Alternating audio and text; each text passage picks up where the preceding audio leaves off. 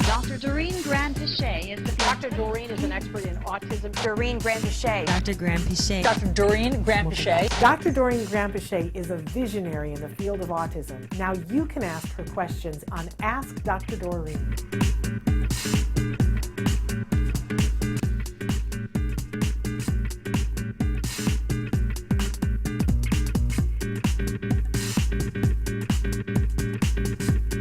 We are back with Dr. Grand-Pichet for a segment that we call Ask Dr. Doreen. This is Wednesday. We hope you guys write in with more questions. But we have this question. Good morning. My 12-year-old son has GAD and ODD. I don't know what GAD is. Generalized anxiety disorder. Oh, I should know what that is.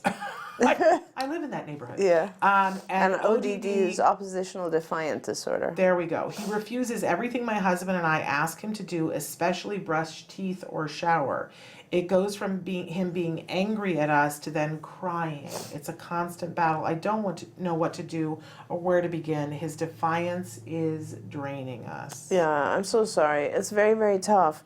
I don't like, so first of all, generalized anxiety disorder, I fully support. I think it's a legitimate diagnosis, and there are a lot of people who have some form of anxiety and they just live with it. So, I think it's a good thing that he has that diagnosis so that you're aware of the fact that he struggles with anxiety. Generalized anxiety basically means that it's not associated with a particular stimulus. It's just anxiety across the board.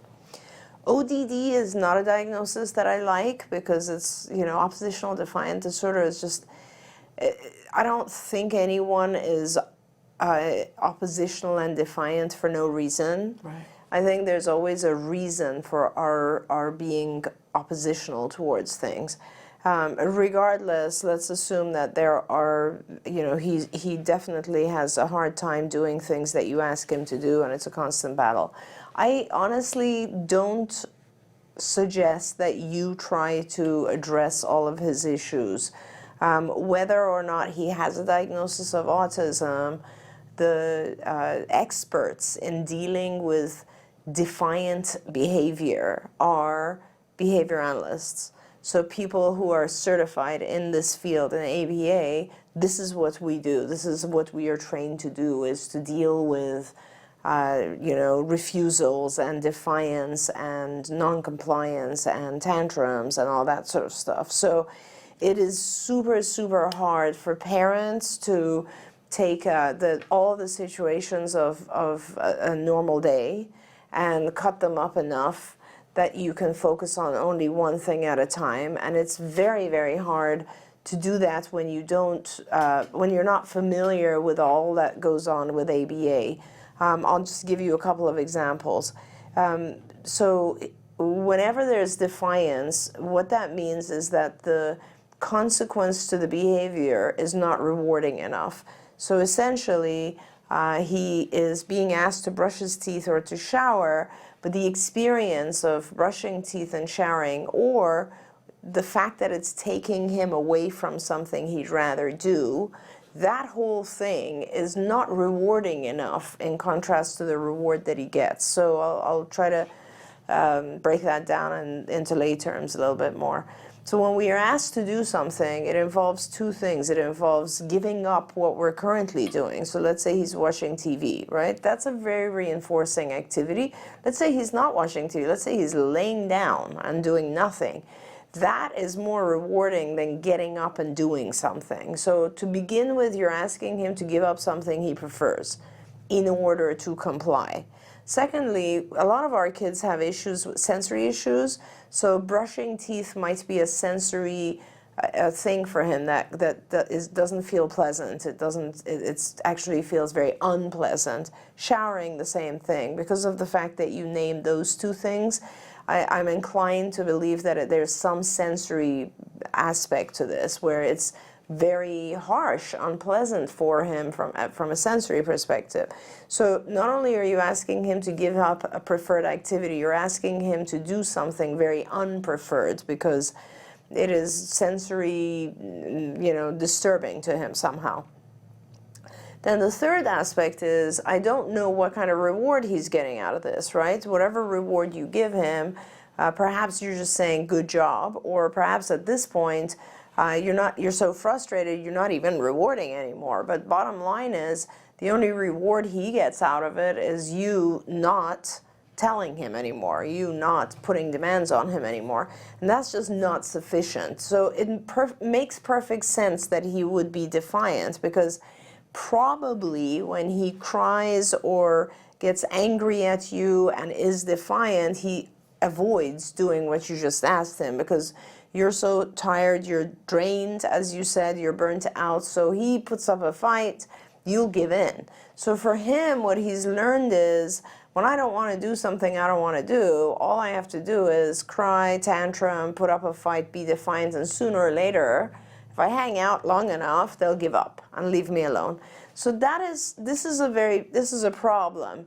And you need to have, the reason I suggest you have a behavior analyst or BCBA work with you is that it's not as simple as I'm making it sound, but so it's better if someone really helps you understand the depth of it, because otherwise he will continue to do things that might win the situation.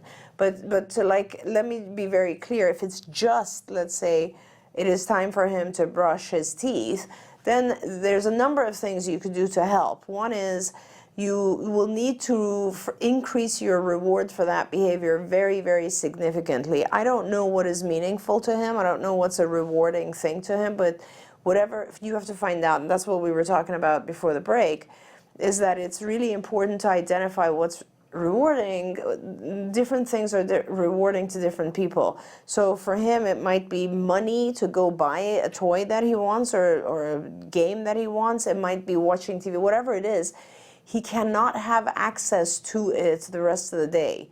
If you have access to a reinforcer all the time, it's not reinforcing anymore. It's just your normal status. So this reward that you choose has to be something he doesn't have access to otherwise. So let's say $10, $20, whatever it is.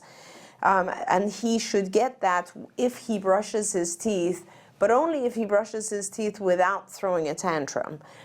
So you tell him to go brush his teeth, he goes and brushes his teeth, you give him the $20, you leave him alone. That's it. You cannot do brushing teeth and showering on the same time.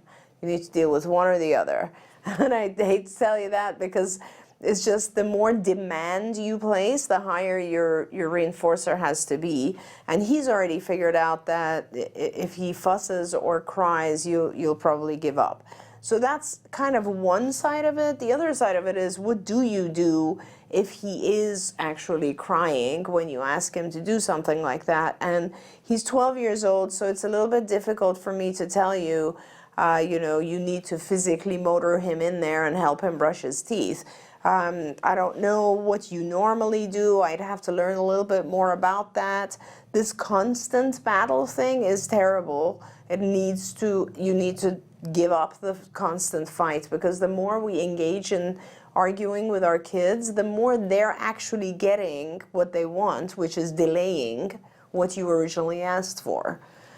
So before I start to give you too much advice and make it harder, I really suggest that you try to find a BCBA who can give you advice on this. The other thing I suggest you do is go on IBT's website, Institute for Behavior Training, which is ibehavioraltraining.com, ibehavioraltraining.com. And if you go on there, there are numerous modules talking about ABA, and there's a couple that I would really suggest for you. First of all, do a basic module that just explains all the stuff I just said, and what is function of behavior, and how does a behavior work, why do we do certain things, and how can we modify behavior based on the things that happen before it and the things that happen after it, the antecedents and consequences. You need to learn about all of this stuff. And then there's actually a module that talks about challenging behavior.